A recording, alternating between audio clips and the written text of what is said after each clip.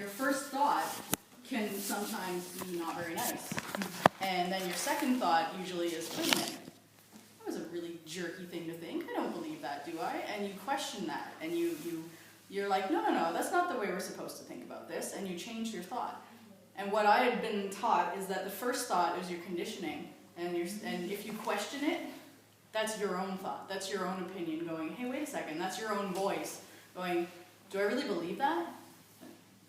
That was really cool that I just connected. Yeah, like I wanted to say more, but that popped right in. As soon as you said that last thing, my brain exploded, and that's all I had. I think that's important. Again, like just reiterating that, like, you know, the thoughts, there's multiple layers to us. There's like the thoughts, and then there's like the observer of the thoughts, and then it's even questionable as to how real the observer of the thoughts even is. Should we be questioning the observer? And then it just gets even deeper and deeper and deeper, right? So it's just like you're like questioning, but the questioning is part of the quest you are on, the quest I on, you know? So that is like ultimately what leads you forward, because I think it's when you stop questioning that you sort of put like bookends on ideas or information, and then that's when you create beliefs. You know, like sometimes beliefs are actually formatted out of laziness. You know, like it's because like someone hasn't been trained to question, and then they'll hear something on the news, and then they'll just be like, well, the news told me, therefore it is. You know, and I think we see that all the time, and you know, like different people within our culture primarily. So I mean, like, yeah, like acknowledge just how beliefs are formed, and oftentimes beliefs come. Hold on to your crystals, boys and girls. So again, oftentimes beliefs solidify when we stop questioning, and we can either choose to stop questioning out of a reflection of intention to say this is where I intended to arrive, or if our intention is to keep traveling further, then you keep questioning, and that keeps you going on the quest. So I mean, that's making sense as I'm saying it too. Tom, did your hand out or? No? What? I was just kind of stretching my No, that's cool. I wasn't Shia still? 1 year ago, a little bit over a year ago actually, was the first time I ever came to Paradigm Shift. And that first night that I was here, I cried for the first time in like a year and a half since my dad passed away. And you talking is like bringing his voice back to my head, because he was the one that taught me growing up, question everything. Question reasons for things, question your own thoughts, question authority. If you stop asking questions, you get stuck. So keep asking questions and keep changing and keep growing. And he was the one to teach me how to do that. And I could hear his voice while you were talking. I was just like, that's cool. Getting all excited over here. But yeah, I've been thinking for a couple of weeks that I haven't been here in a long time. I think I've come twice since June. So like I've been just staying away, but I decided yesterday that I wanted to keep coming here because like I like to see the different perspectives, different perceptions of the world that you guys all have that I don't necessarily know about yet. So I decided I'm going to come here more, and I'm really, really glad that I decided that. I like, I'll just say this real quick. I like to think of like these meetings as sort of a metaphor, an analogy you can think of as like each one of us is like an external hard drive, and then when we come here, we all like plug into a hub, and then we're like, here, have some files. Oh, cool, I'll trade you, like, let's get some of your files. Oh yeah, I got some experience.exe, and like, just download new stuff and like upgrade our operating system. Yeah, exactly, right? And then we detach, and then we take that with us, and then like, but even still, that information's still on the cloud. So eventually, these meetings will be purely psychic based, and we'll just happen in the astral planes eventually. Or we already are on some levels, so cool. Okay, does anybody else have any thoughts on perception, what we read from the book? I have different experience from yours. For example, when I was a boy, we have a baby girl, and I asked my mother where she come from. And she told me God put me in my body. Okay, and I asked her, where does God come from? She never asked that question. And believe me, I never asked for 20 years that question. I just closed on my Wow. whatever God come what, I don't question. Then finally, when I tried to treat philosophy something like that, keep asking questions about God, then I decide now to rethink it, to question everything, whatever you read or whatever told you, and you can take your own judgment. The most important, you are the person to benefit or to harm yourself from information. So your father tell you question everything, and for me the opposite. Don't. Oh, wow. Yeah. Cool. Let's see. I think just more ideas coming to mind, and again, anybody else just jump in as we go. I think part of the reason why maybe as human nature we stop questioning is like because there's like a part of us that's subconsciously like afraid of grandiose concepts that have no answer to our feeble mortal minds. You know, like we're afraid of infinity. Yeah, like which I think is actually part of the paradigm shift. I think we're actually changing that. I think, you know, like some people are just like, well, like how can you know the truth about God? Therefore, stop asking questions. But when you pursue the question of God and the nature of the universe, what you can observe, at least from my understanding, are laws. You can understand consistent patterns, and then you can actually begin to use these patterns to become a better dreamer, to become a better manifester. So that is part of the questioning, is to like, questioning is like reading the instruction manual for reality that you're like picking up out of the ether sort of thing. And then I was just like, I'll pass it to Elliot. I was just going to say, like, you know, people often ask, you know, like, oh, like, you know, is there God? Or like, you know, I just like the whole idea that sometimes we don't even take it a step further because that is such a big question. But it's just like, look, there's God right there. God's upstairs, man. He's dancing so hardcore. He's breaking down. Bellies tonight. Yeah. I was just gonna say, you know, does God have a God? You know, like to some people, like that question would just like they'd like throw up or something. Just be like, oh God, I'm plugged too soon. Can I answer that question? There's a I'm gonna answer that question. I'm gonna go out. Can I answer that question? It's a good question to Hold on, answer Helen. with the conch.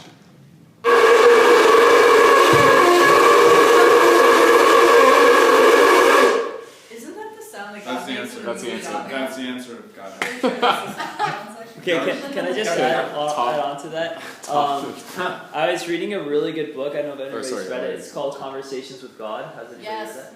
Yes. Right. Really good book, and it kind of explains like how there was like an infinite source of God, but like, I mean, like, this is what my understanding of it, and some may disagree, but at the beginning, like God, it's kind of hard to understand. I'll do my best to explain this, so if it comes up choppy, please forgive me.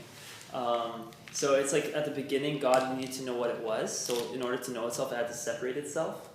So essentially it was here and there, and then essentially God is here, there, and everything in between. So in order for God to know itself, it had to keep expanding. Therefore, everything was formed, universe, blah, blah, blah, whatever, until this moment as people, and that we're all extensions of God, and that we're all having our own unique experiences so that we can experience ourselves, which is ultimately what God is. So it's like... Whoa, that is such a good explanation. So it's like so cool. infinite. So technically we are infinity. So Yeah. like whenever we get interested in something, I think our curiosity, I think that's what God is. It's like a mystery, the unknown. What's next? But a lot of people are afraid of the unknown because we're like, holy shit, what's gonna happen? Like we rationalize like the worst possible case scenario for the uncertainty, right?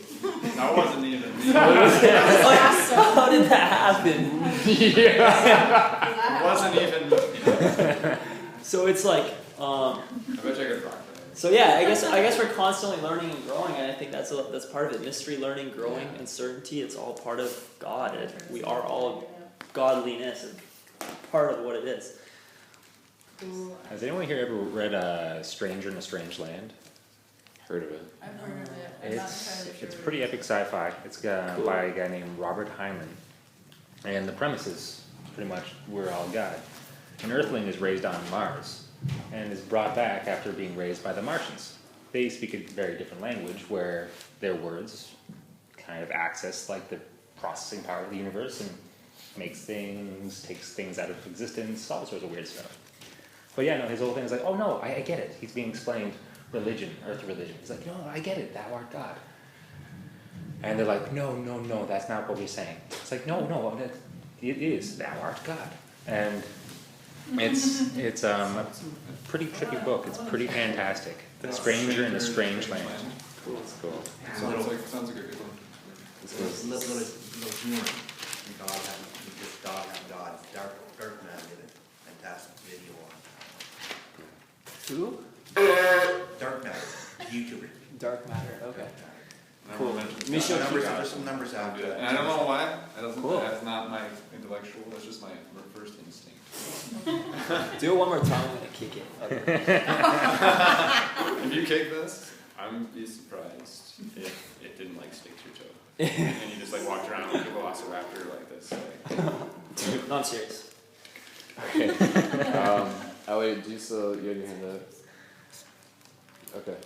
Alright, yeah, like there's a lot that we can keep talking about in terms of the godness and everything. Let's just keep moving along though. We'll open up to some more reading opportunities. Or Lane, you have a point. And then Well, we'll do that. I also have a thing I want to read. But Okay. I just wanted to comment on Tom's comment, and I have a very similar conception of what God could be. I'm delusional enough to believe that I saw the face of God on DMT, but that's another story that will be airing next week. Cool. But I was thinking about it one day a long time ago in my youth, and I came to this conclusion that I had to ask myself, because God to me means something, the traditional view of something that is all-knowing and all-powerful and all-everything, can do anything, can think anything. There's nothing that's beyond him. And so I was thinking, I guess it means to have control over something. And it made me wonder about why and how we name things. So for the purposes of this argument, my name is Lane. But we see ourselves as separate. I see myself as separate from Shia, separate from Kristen, separate from Tom. But that's only true because I don't have control over Tom. I can influence Tom and I can say, hey Tom, you should give me one of your candies. Or hey Tom, have you ever considered this? But I don't know what Tom's thinking, I don't know what Tom's feeling unless he tries to express it to me, but I don't know intrinsically what he feels, what he thinks, and I can't control Tom's arm, Tom's hand, Tom's foot. I can control my finger. I don't have to sit down with my finger and say, hey, do you feel like pointing today? Like, are you, do you want to, I know intrinsically that this finger can move without, just with my thought. And so that's why it's part of me. I don't give a separate name to my finger. I don't give a separate name to my hand. So along those lines, I wonder, well, if God can control everything, or is everything, that means he is everything, which means there is nothing separate from God. So I'm sitting there and I'm wondering, if I have created everything and I am everything and I'm one consciousness, what do I have to fear? There's nothing that can hurt me, there's nothing that can scare me because it is me. But I think, so I boiled it down to this question: what is something that is all-powerful want? And what is something that is all-powerful, that is everything, has control of everything, and knows nothing separate from itself? What does it want and what is it afraid of? And then the only thing I could think of is, and this is where I agree with you, is if I was all-powerful and I was God, the only thing that would scare me forever is being alone. I've come to the same line. Because what are you supposed to do? What are you supposed to do at that point? You've won the game, you're all powerful, you have control over everything. You know it's gonna happen because you're making it happen. Right? And so at that point, what do? You have to separate yourself. You have to break yourself, you have to trick yourself, you have to play a little game. Right? And Alan Watts sort of says this almost too. It's like, imagine, I'm not gonna paraphrase this right, but imagine you can go to sleep and dream whatever you want until the end of time. You can create any dream or any reality or experience that you want. And that'd be fun for a while. But then you'd get bored. And after a while you'd say, let's go to sleep. And how about I don't know what's going to happen this time? Yeah. And at the end of the dream I'm going to wake up and realize, ooh, that was a fun ride. But, and that's sort of what I get the conception of, like, that's what we're doing now. And we all have like a little spark or a little shard of godliness or ability to create or change or influence the world around us a little bit. And I think we can all relate, but I sort of think that's why we like come together, because we can experience ourselves. But that's what it came down to, is what would God be afraid of and what does God want? And that's sort of what how I thought that he would separate himself. So I had a really similar idea to you, and I just wanted to share that. Oh, it's not mine. I also have, I kind of want to, I don't know if someone can like comment on that if they want, or I have one thing that I want to get out, so I don't have to look at this page anymore, because, is that okay? And then when I would say I've had that experience pretty directly, like with feeling completely alone in the universe, and it had a very religious kind of feeling to it, because I figured I was the only thing that existed. So I thought that I figured that out. That I kind of came to the God realization at the back door, where I figured I was all alone, and I was like, oh, well, that means if I'm all alone, that means that I'm God, right? And so I think a lot of times I like come to these meetings and stuff like this to hear how other people come to their own revelations, or if they just read on the internet and got excited, or whatever. And often I like that your description, because that a lot of times people start talking about God, and it's kind of like one of these paradoxes where it's like, if we're talking about everything as everything all the time, it actually loses its profundity for me. So it'd be like, oh, God, like, it's not a very interesting concept anymore. Once you realize what it is, it's like, oh, it's just like, You can reference it. It's like, oh, page 64. Oh, be like, it's like at the end of the book. It's like, and it's like, then this whole thing was about nothing. Because it's about everything. And it's like, oh, okay, all right. But I find that if that divine state for me, like what reminds me of my experience of that, which I think is more true than just like an idea or thought, was that place of being completely alone. So I just thought I would just share that. Abraham, you. Well, for me, I was struggling on my life. I tried some atheist, communism, imperialism, several different. And then, for example, Descartes, he quoting himself, "Am I exist?" Believe me, when I read it, what he is talking about, he tells me himself. When I think about it, it makes me sense. Then know yourself. So, do we know ourselves? Yeah. Now, Socrates was questioned about to know yourself, but now the question changed. Know yourself, how many? Are you one or more than one? Oh, the person himself. Person himself, yeah. Are you one just or more than one?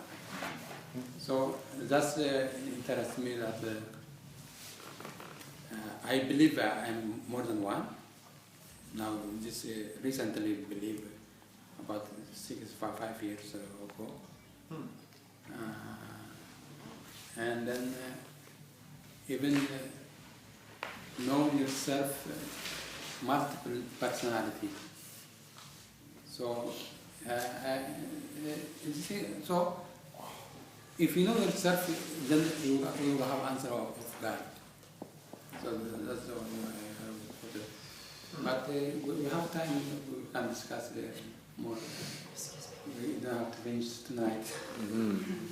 Yeah, it's definitely an ever pertinent topic. Just anything related to God and consciousness, and I'll just say real quick, like for me, like that has been like a big motivational process in helping facilitate paradigm shift and moving it forward. Is kind of going through my own realization of awakening, literally like awakening in the sense of expanding ideas and becoming aware of one's own godliness, of my own godliness as our godliness, and the interconnectedness to things through like not even just theory but actual visceral experience, and then to be able to be like, whoa, so like wait a second, this is like part of the journey. This is the journey where like the majority of people have this human experience so that they can eventually go through those various gates of awakening, and they'll go that not everyone, I can't say everyone, but a lot of people now within today's day and age are like, every day there's probably someone who's just like having those aha moments where they're just like, oh my god, I am the tree, my god, and then it's just like everything's different after that day. Like it's just like, how did I not see it before, sort of thing, right? So I mean, that is an interesting thing to be aware that is occurring, and that, like I said, is like part of I think it's just like a stepping stone towards greater ideas, but also ultimately responsibility. I think like the whole awakening to godliness thing, if delivered in a perverse way, can be sort of very like psychopathic, but when I think kind of just like for the most cases, for most people, like it's actually like very, very humbling, and that is, I think, is like part of why we're doing this as God, is to humble ourselves into our own godness. And then one thing that Lane was just saying, I'll just mention real quick, we were talking about, I was asking the question, I was like, wait a second, because you were saying, like, you define yourself based on what you can control, and then you talk about like having influence over other things. Then I was like, does the word God or godness directly refer to being able to have control over something? If someone has control over something else, does that make them a god of that? And like you can take this in like a very very like sort of mundane sense, say I'm like baking and I'm taking control of the ingredients. Am I god of those ingredients in that moment? Yes. Like, yeah, exactly. It's just a different way of sort of using the word God that I've never really thought about before, and even like if I'm like on a computer, like am I God of that computer at that moment? It's just like, yes, in some way. So then it's just like the idea of like that can be like a very like that can sway both ways. I think when we observe other people sort of using like the godness to to influence other people. Sometimes it's good and sometimes it's bad, but ultimately like having control over people and circumstances is part of our God nature, is what I'm trying to say. So it's just something to be aware of, like what are you godding over or something like that, if you're trying using it that way. So James and Lane, you got a point? Oh, I was just thinking, it reminds me of a lot of like different mythologies in Greek mythologies. There was a god of war, a god of love, a god. They each had domains. That's all. Yeah. Lane, did you have your hand up? Oh, I liked what you said. I got a couple things. Okay, I'll be real quick. I really liked what you said, and I would like to ask the question. Not yet though, but I'd like to ask the question just because I want to know what my reflections of me think about it, because I'm trying to understand it. In terms of godliness, like I see power as in the psychopathic perverse sense as like you're able to conform other people to your will, right? I see godliness as like being able to manifest your will, being able to like go deep inside yourself almost and do what you are here to do in your heart, and you can choose, something different, or you can change that, but as long as you like have the will and desire and to go through the sacrifice and the pain necessary to become what you want, what you desire, and knowing that you can create for yourself what you want, and doing your will. But I think in the perverse way, it's sort of controlling other people. So if I was to blackmail someone, they're not acting out of their own will, right? So they're an agent of my will, right? So I point a gun at someone and tell them to bring me food. It's like I now control their hands, their mind, their thoughts. They're doing what I'm I'm godding over them essentially, right? If they But- if they choose out of their free will to serve you, then it's okay. Well, yeah, well that's working together. That's mutual benefit. I would say that's the non-perverse kind of. You know, we can all come together and we can say like, hey guys, you know, I think we have a lot of skills and abilities that we should work together on some stuff, and I'd like everyone's input. And hey, maybe you can choose, but maybe we should all hang out and take the ring to Mordor. You know, and that would be like working together for mutual benefit, which would be, I think, almost more powerful than coercing people to your will. But the question I want an answer to, I want to read this because it's bugging me. But after this, I don't know if it's related. I don't really know what this means. So I have two questions. Question one is I want to know what this means. But the real question, because I like what you said, I want to know what it means to know thyself, because that gets thrown around a lot. I would like to know what everybody thinks about what does it mean to know thyself, and how do you come to know yourself? That's good. Did you never ask me? Oh, Do you okay. want to read that now then, Lane, and we'll segue back to that. Okay, and this is Creative this is the page I opened up to you. And what's the book? Synchronicity, a bridge between matter and mind. And it's like a collection of like mini essays, kind of. So, Yes. over the ages. Have I got a treat for you? Okay, nice and loud. I'm fine. Okay. Use your God voice. Whew. Don't be too entertaining. We'll just laugh at you and not listen to what you say. Since we live out our lives with all the appearance of freedom, it is difficult to consider the possibility of underlying patterns and structures to the human mind. We make decisions, change our opinions, will our actions, and create in the arts and sciences. Why, then, need there be an internal structure to consciousness? However, no one would deny that the language we speak has an internal structure. It's governed by semantics and syntax, yet each of us is perfectly free, if we are able, to construct entirely original plays and novels and poems. Likewise, a piece of music is the free creation of the human mind. Nonetheless, all music is governed by the laws of structure, such as modulation, counterpoint, resolution, and tension, as well by the physical properties of overtones, scales, and harmonic progressions. So it is not impossible for freedom and creativity to exist side by side with internal structuring. Likewise, it is possible for the mind to have a hidden archetypal structure while at the same time operating in a creative fashion. As to whether these internal structures could themselves be changed in creative ways is a deeper question. That's all I got. I don't know what it means. Someone's got to tell me what it means. What do you think it means? Where's a conch shell when I need one? Where's I need to see the words to like. I want to check this out because I couldn't read the words of that one because I'm way over here, but I can grab this off of you. Sure. And then I'll have something to say. Okay. Okay, so I was talking about like patterns and syntax and language and did it use the word archetypes? Yes. Yes. Archetypes of language, psychological archetypes. Yeah. Internal psychological. Yeah. James, go ahead. What I get from that is it's questioning the concept of freedom, because like you're free to react and act and all that sort of stuff, but only within the constraints of your preconditioning as a human and your preconditioning as a human in that society. Oh, yes. Yeah, so it's like I'm free to do what I want as long as I don't murder someone. But also I'm free to do what I want as far as I can tell, except there's subconscious motivations and subconscious subroutines that are going all the time that are picking and choosing for me sometimes instinctually. So I think we got it. Is it safe to say like I am free to do anything I want or anything that I conceive that is within my programming?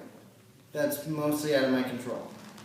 Well, your programming isn't in control, but you've just been pre-programmed from birth. The moment you decide, hey, I can choose my pre-programming, is the moment you become conscious and you can.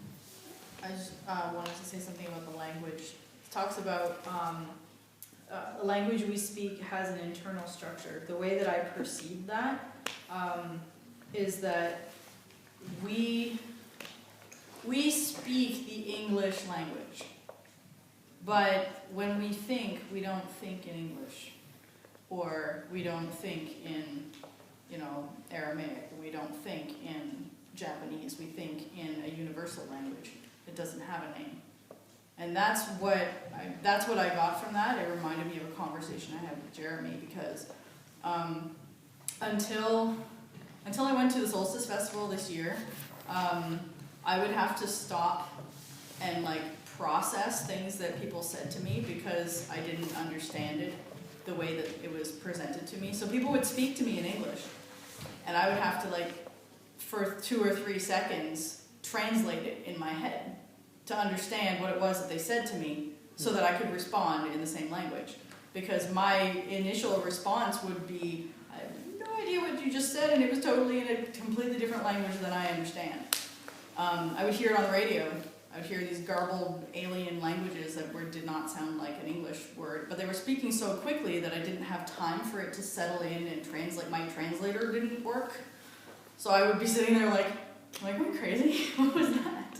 My sister understood it. She's like, oh yeah, she was talking about something that happened in some place, and I'm just like, okay, so maybe it's just something that it's I was tapped into the universal language too far to really pull myself out of it and be able to translate it English.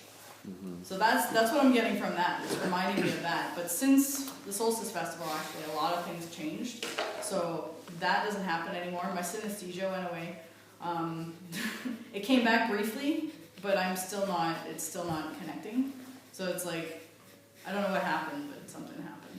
Something different happened. But that language, I still hear that language sometimes, where someone will be talking on the bus, and I'll just be like, Is it like elf light language?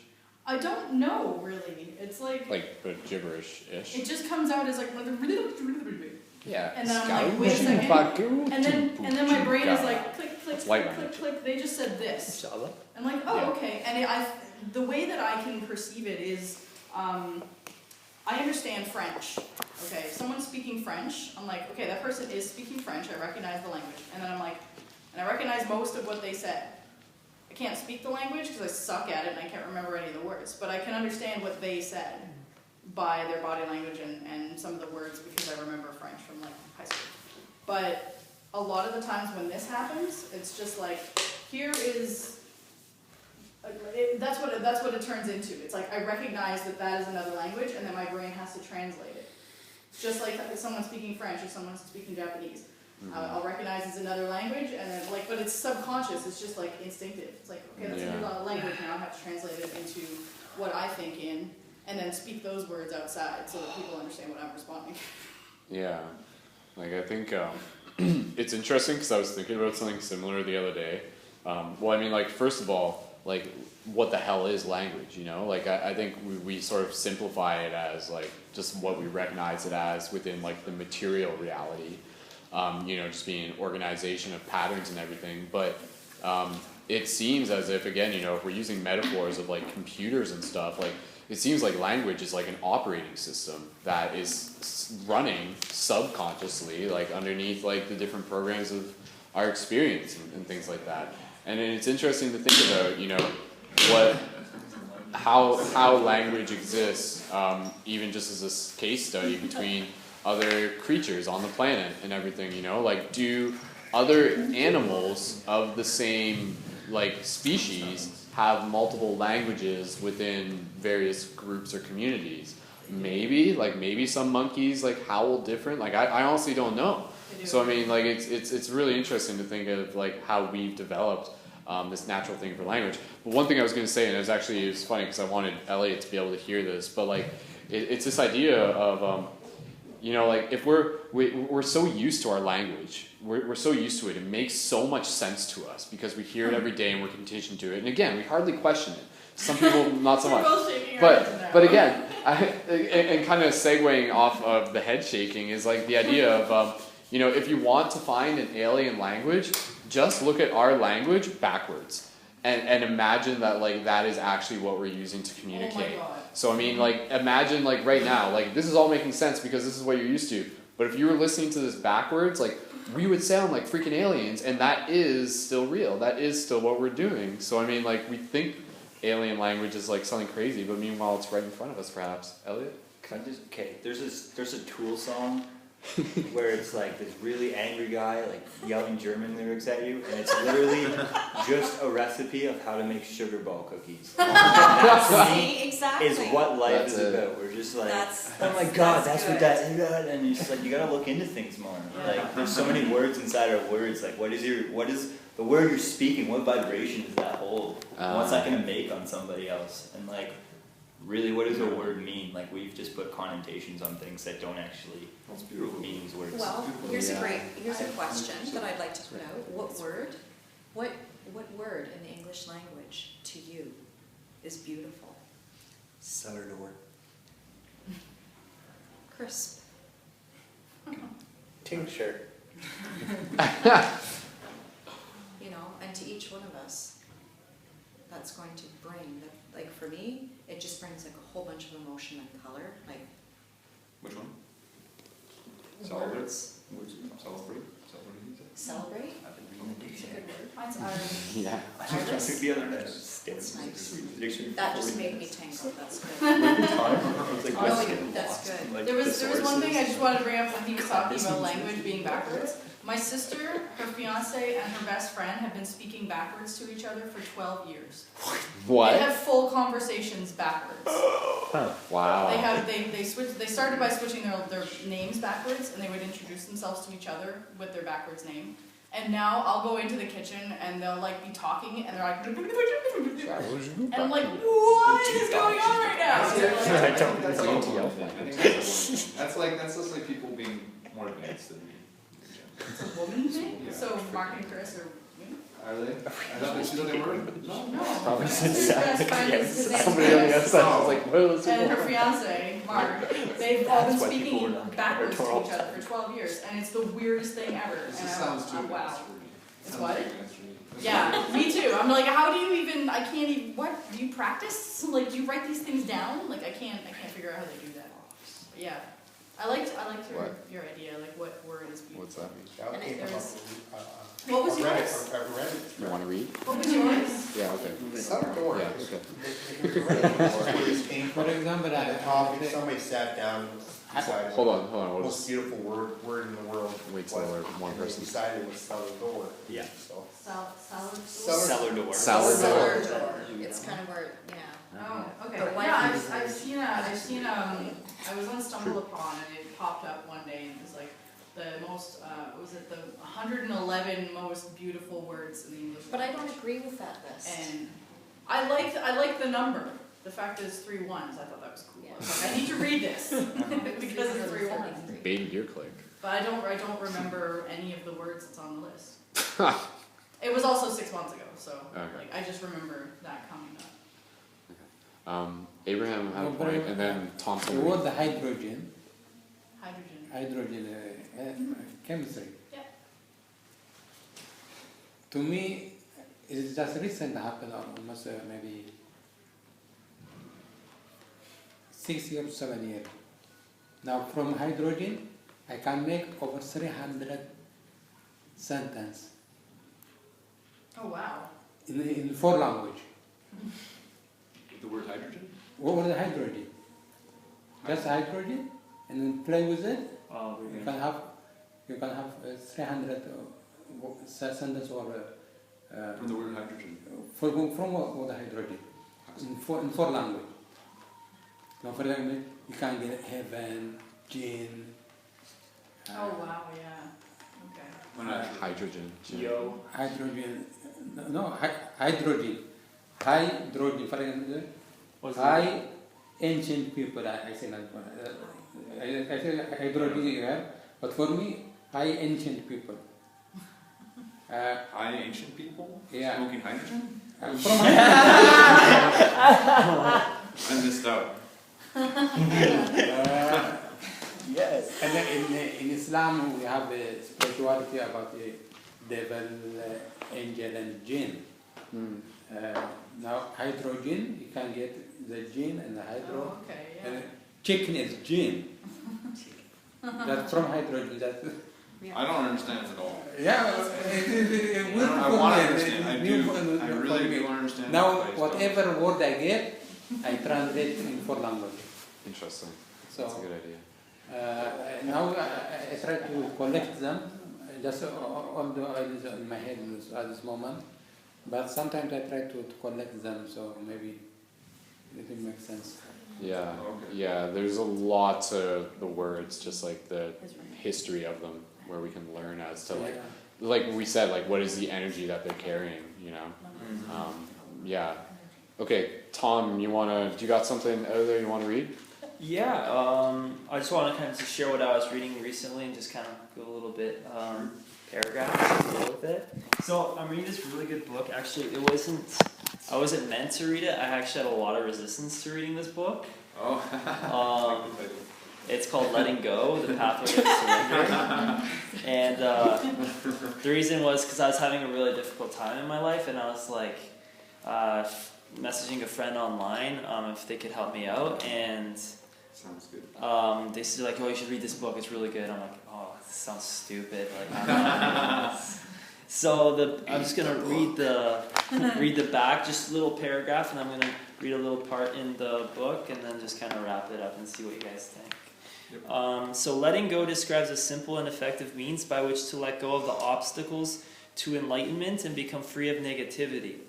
During the many decades of the author's clinical psychiatric practice, the primary aim was to seek the most effective ways to relieve human suffering in all of its many forms. The inner mechanism of a surrender was found to be of great practical benefit and is described in this book. Right. The previous 10 books focus whatever.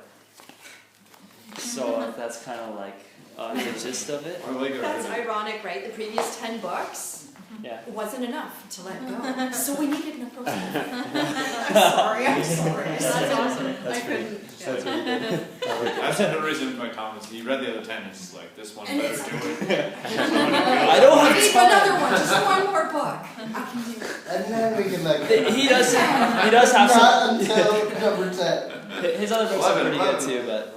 Last 10 books. So he goes on saying there's like this just goes on with a problem, like if we have like a problem in our life and we don't get it, like I just kind of opened it, so I'm like, okay, I'm gonna read it, I don't care. So every page is good. We don't understand the problem, that's why we can't find the answer. Maybe it's ultra simple and that's why we can't see it. Maybe the solution is not out there and that's why we can't find it. Maybe we have so many belief systems that we are blinded to the obvious. So I'm just going to kind of read a little bit more about that, just like a page. Yeah, I like this. So throughout history, a few individuals have reached great clarity and have experienced the ultimate solution to our human woes. How did they get there? What was their secret? Why can't we understand that they had to teach? Is it really next to impossible or nearly hopeless? What about the average person who is not a spiritual genius? Multitudes follow spiritual pathways, but scarce are the ones who finally succeed and realize the ultimate truth. Why is that? We follow ritual and dogma and zealously practice spiritual disciplines, and we crash once again. Even when it works, the ego quickly comes in and we are caught in pride and smugness, thinking we have the answers. Oh Lord, save us from the ones who have the answers. Save us from the righteous. Save us from the do-gooders.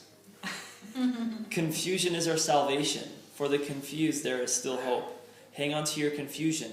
In the end it is your best friend, your best defense against the deathliness of others' answers, against being raped by their ideas. If you are confused, you are still free.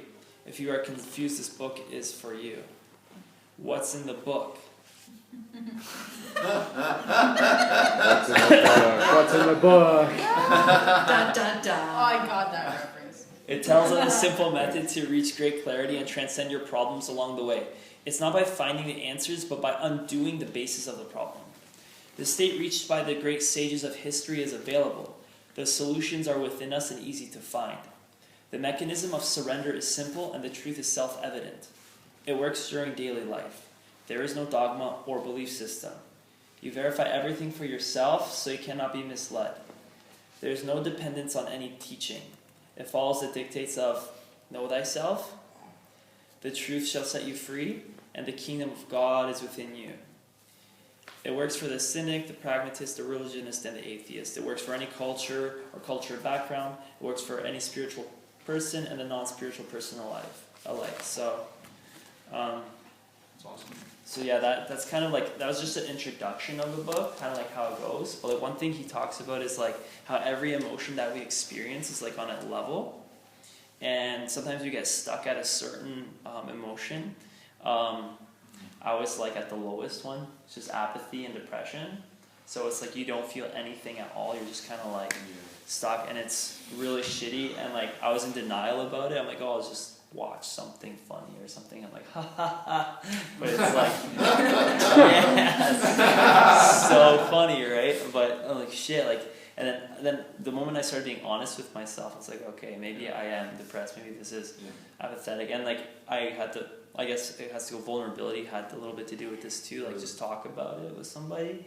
And it kind of like opened me up and kind of took me to the next level, which could be like anger, but it's better than being apathetic, right? And then the next one's like pride, and then the next one is courage. And then courage is actually like the breaking point. Once you can be courageous to face your fears or whatever it is that's bugging you, it actually propels you to the next levels. And those next levels are like, the highest two is peace and love, which is like unconditional. But essentially it's working with what you have, deconstructing the beliefs, taking it apart and seeing if it's real, and empowering yourself. Like if you say you can't do something, you're in a victim state thinking. So rather than saying I can't do this, say I won't do this. So then you're using your own volition and your will. And that way you can also deconstruct it just by changing that one sentence. So it's like simple strategies here that you can just apply. I got this at the library, and I had to book it. I had to, like, what's it called? What's that thing called? Hold it, Put it on hold. Yeah, hold. And like I was like, at first I was like whatever, but then each page it got more interesting. I'm like, I need to read this. I definitely want to read that now. Yeah. And who's it by? David Hawkins. I And wonder he's if it's in your relation. who's Hawkins. is that your last name? No. Yeah, no, there's a psychologist that's done some work. He is a psychologist. Oh, okay, so maybe it's. Well, MD, PhD is that? Doctor of psychology, so I'm doing PhD. Oh yeah, yeah. So yeah, he was actually a doctor. There's a picture of him. Okay. He's wearing a stethoscope. What's that? Doctor coat. No, he's actually in a forest wearing a nice Henley. He's not confused anymore. No, he's kind of like smiling. He did write 11 books. Happiness. Exactly. Happiness is just happiness. Yeah, but it like helps you to get, it removes the inner blocks to happiness, love, joy, success, health, and ultimately enlightenment. And like one realization I had was this big lie of the economy. And I'm like, that's bullshit. Because the economy, you don't have to rely on the economy, because if you work on your energy and unblock your own thoughts about the economy, you actually open yourself up to income, which is ridiculous. Because like, you are the money, and the money should be flowing to you as long as you're in service in some way, shape, or form. While I was doing that, it was working. What's that? While I was doing that, I embodied that whole mentality, Yeah. and I had money coming in all the time. Yeah. I don't have very many of my own paintings anymore because I would finish one and I would sell it right away. Yeah. It would be gone, and I was living that at the time. Like that's how I was putting it out. And now, like I haven't been doing that for a long time, but I'm still doing it in smaller doses where I'm making things, and the money is coming when I need it. Yeah, like don't get me wrong. Like sometimes, I mean, like I'm resistant to getting jobs, but like it's like sometimes you do need to get a job just to like pay for stuff and whatever, like for the financing, like in the meantime. But like but when you do the inner work, like it's like it doesn't really matter what kind of job you are or what you are. I meant that and I didn't. Yes, because like you are the job, right? So it's like crazy because you just work on yourself, and it's like unblocking the I like to think of it like a smudge that's not serving you. It's like you just become clearer and lighter. And like literally within like 5 minutes, I applied some of these principles and I felt instantly better. I was like, holy crap. Awesome. Yeah. Yeah. I definitely want to read that. What is the title? Letting Go? Letting Go by David Hawkins.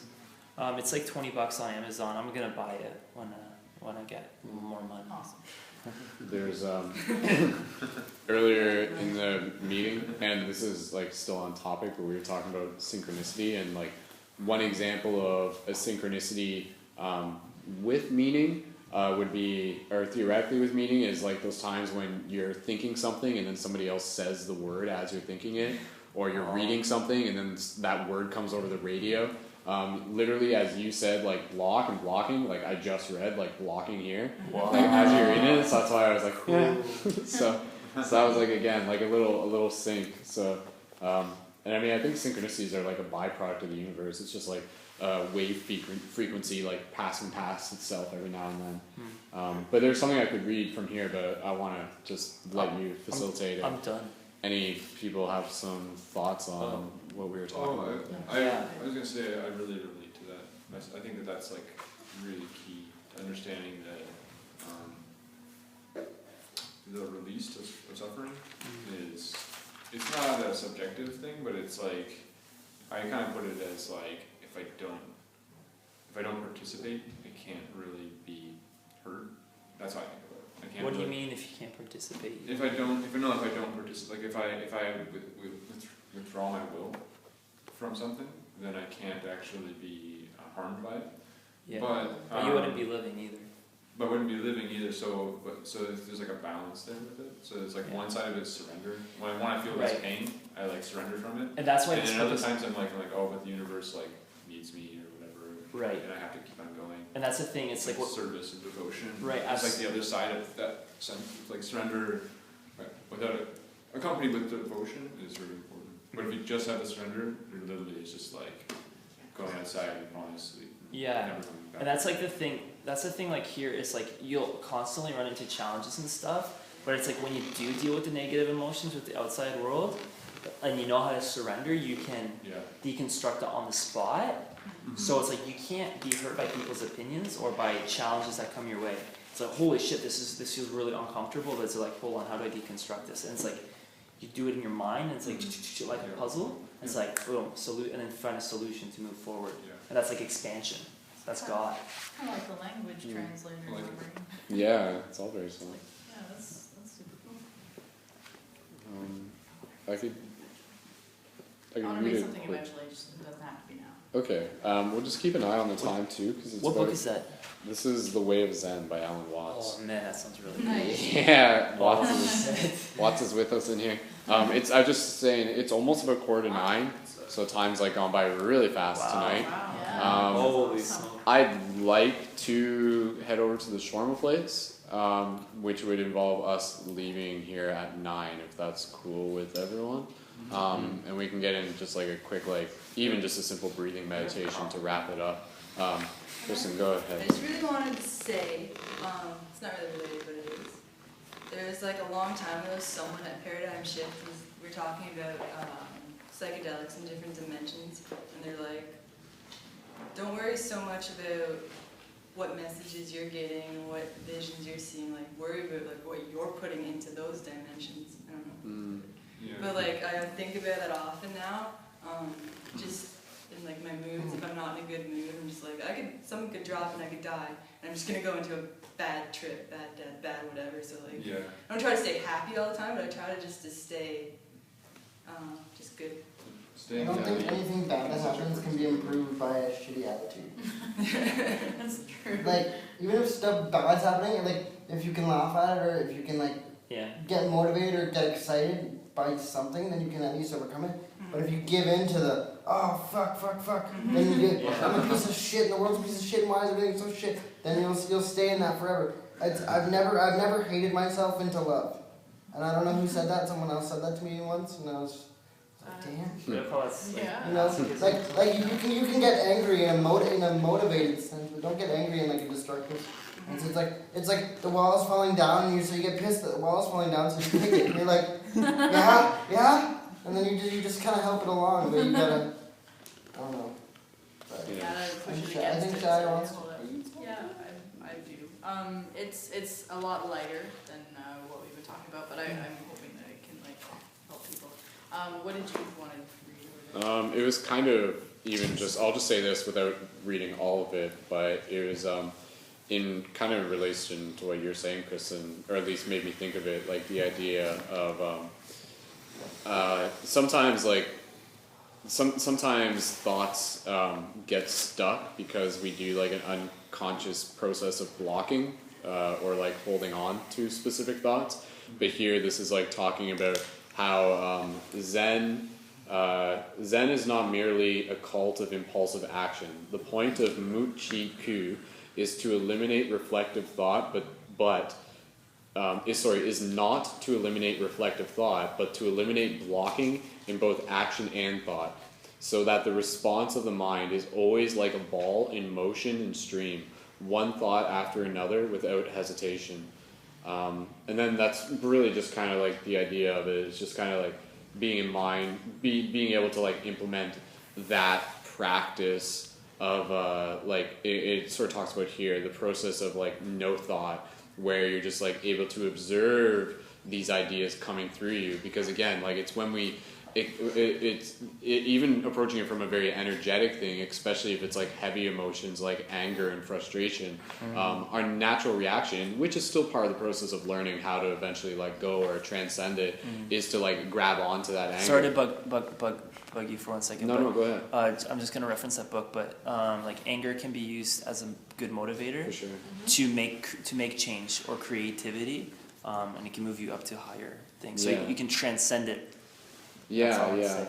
and totally like, and It's that's like like a child though. The way a child uses anger is a very positive way. They like release it and get it out there, and then they let They usually go of do it. something. yeah, Yeah, you gotta do something with it. Yeah, they're like, Or my not anger, it's like, hold on well, to I'll it. tell you why, and then they're done. But don't Yeah. like release your anger in a way that's gonna help you have a regretful Constructive. situation. Yeah. Like, Constructive, yeah. Yeah, like actually just something else made me think of when he said Elliot, like one of my friends is like the idea of like, he's like, I don't trust people who are always happy, you know, like because that usually means they're blocking something or they're hiding something or they're not like processing something in themselves. Me. So all of us maybe. So I mean, like, yeah, it's Did just I say that? I think I- I did. So I think. that point, and I'll pass it over to Shia, is just like a good reminder to be aware of like that Zen practice, like of allowing things to flow through you, with the practice of like non-attachment to particular emotions and thoughts that we may have. So like non-attachment to our own thoughts is like a huge thing to just be thinking Say about. again, Like non-attachment to our own thoughts. no that much? Non-attachment. Yeah. So. It's kind of hard to like conceptual. It's so confusing, but come more often you'll get it. Stay tuned next week. More shiftiness. Okay, Shia. I still don't get it. You don't have to get it. You just have to be it. At the beginning of this, when you were talking about, just talking about in general, you know, we have some books here, we're going to talk about interesting things that are in the books and people will share. I decided I was going to open up my book, and I don't know why, but I chose this one, and it opened up to the Lady's Mantle. These are my Druid cards. They're plant and animals of the natural world that are used in divination and giving you messages for things. And so I pulled the Lady's Mantle card, which is this one here. And I'm going to read to you what it means, which is really cool because it came up upright. Can you just read When I it? found it, like I opened up the book, it opened up to the Lady's Mantle. So I went looking for the card in here and it was upright when I found it. Oh, So that's how I'm reading it. cool. Okay. Cool. Can you just read nice and loud if you don't Yeah. mind? Use your bard voice. Okay. A dewdrop is a tiny thing, but when you gaze into it, it acts like a crystal ball, revealing the whole world within it. Whoa. It is reminiscent of William Blake's famous lines. To see a world in a grain of sand, and a heaven in a wildflower, hold infinity in the palm of your hand, and eternity in an hour. It reminds you to treasure the small things in life, because it is in the detail that a life grows rich. And every person, every subject, every event grows richer the more we focus upon it. It may also urge you to connect more deeply with the goddess in your spiritual practice, or more generally with the feminine principle in your emotional and psychological life. It may be that you have been used to approaching the world and relationships in an analytical or objective way that is no longer serving you. Now may be the time to open to that less predictable, sometimes wilder way of relating to and looking at things that could bring miracles into your life. Sounds like weed. The wild. It's ladies' mantle. In the picture, it That's what has. the kids call um, these You days. know what's funny is actually it looks like a rounder, more softer version of a cannabis plant. If you look at the leaves of it, very soft. Yeah. And Oh, it totally looks like. see, it looks like a soft lady version of it. The card also has a Shillanagig in it. Shillanagig is the divine feminine. She is depicted spreading open the lips of her vagina. Basically, she's carved in stone. Oh, I know her. Yeah. You saw her in that one. No, she's basically reminding you, like, this is where, don't pornize. I think I better. Yeah, this is where you come from, right? This is Rule where you come 34. from. So it's reminding you of the divine feminine. And I thought that was really cool because I was like, I wonder what card It's this, just reminding you of this now. what card this No, it's meeting would reminding have, you of and it's this. this one. This one looks like So pay egg. attention to the details, Egg, pay attention to the Ew. feminine, sometimes the wilder side of you, more emotional. Freaky, man. And we're talking about synchronicity, I wanted to bring it up, but Yeah. these cards that I have, That's like goatsy. are, they connect to whoever it is that's Peek pulling a inside. card out of them. And they always work. They always have given a message to a person who has touched them and gone through them. Is it a full that moon really tonight? make them go, wow, that's Next exactly Thursday. what I needed. Okay. And, Is it next Thursday's the new That's when the yeah, that's. Man, But this is, like, the only time that I've ever done a reading for someone. The way that I do readings is I smudge the cards so they don't have anyone's energy in them. You touch the cards, I never touch them, and I just tell you what they mean. But the only time that I ever had someone tell me that the cards were not what he asked were because he didn't want to admit it. That was the only, because then he told me later what it was, and I'm Oh, like, it's a plant. I thought it was a that was girl. the message you got. And he just was like, no, it doesn't apply. I thought it was a girl.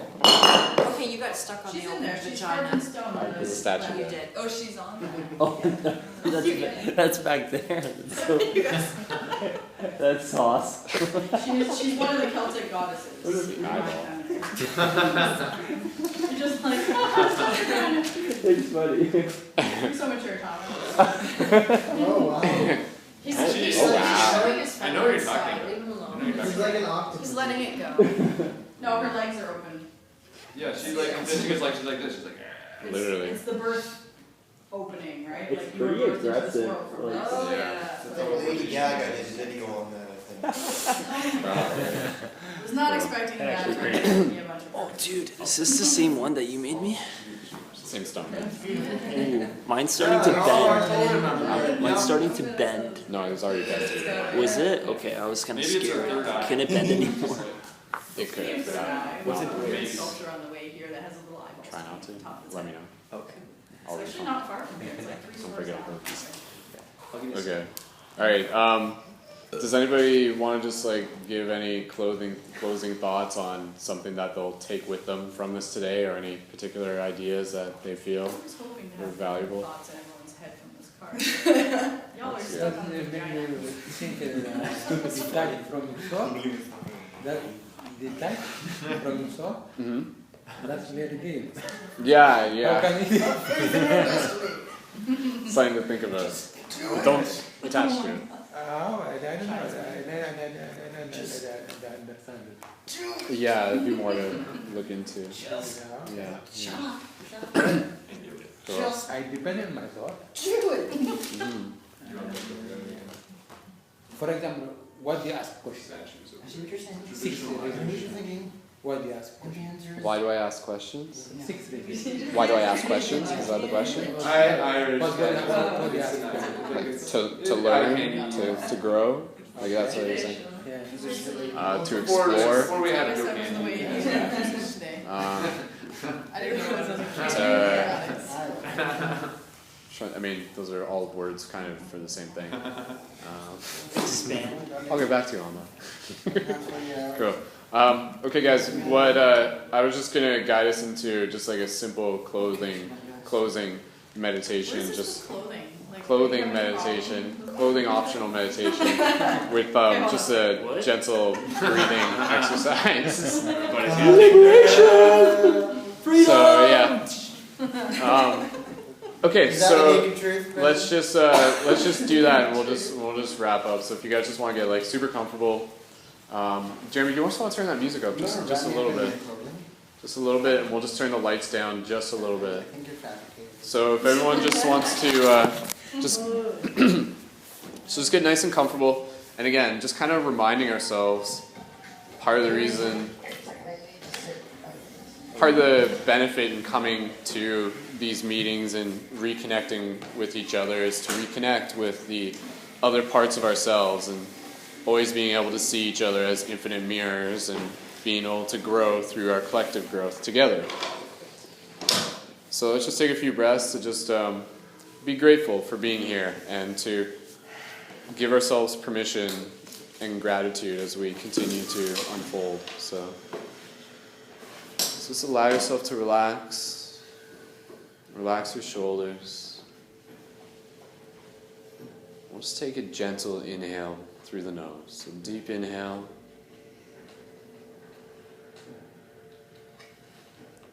Exhale. You can exhale through the mouth or the nose. Again, gentle inhale. Exhale. Again, inhale.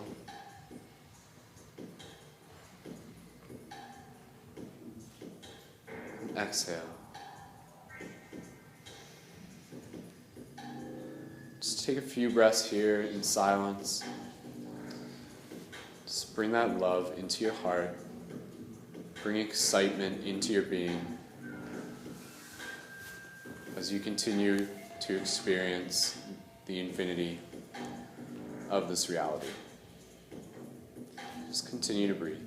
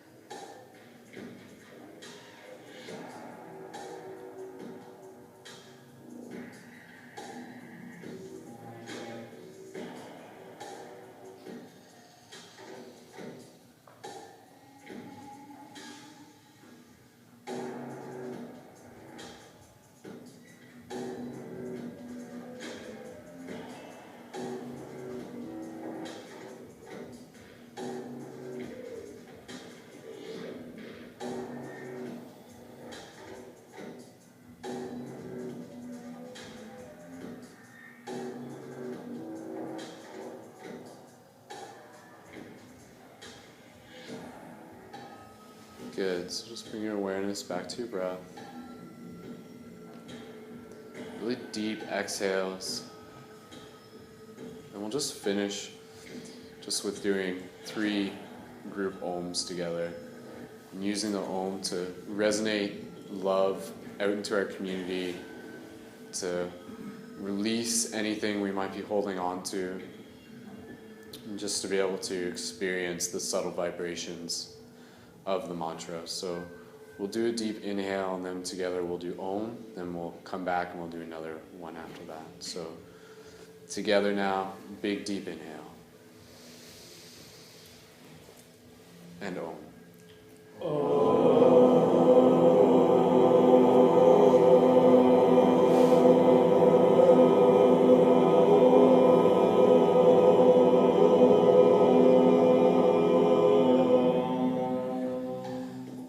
Small breath. Take a gentle breath. And again, deep inhale. And Om.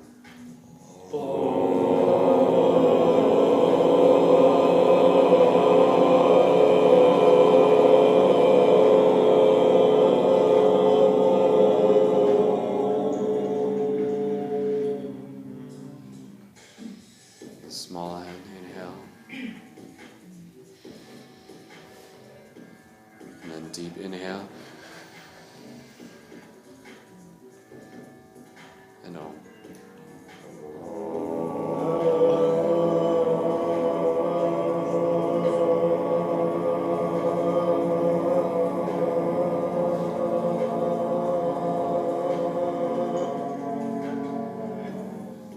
Good. Just take a few more breaths here. Center yourself.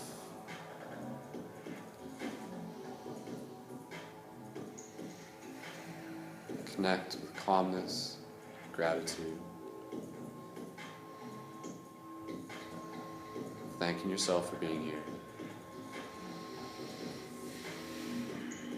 Thanking yourself for being so awesome.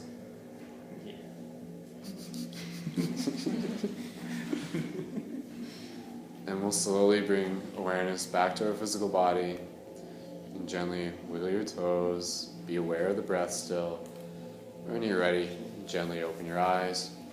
Return your awareness to the room around you. Can't stop laughing. That's good. Cool. Awesome. Alright, so thanks again, everyone. We'll wrap up the.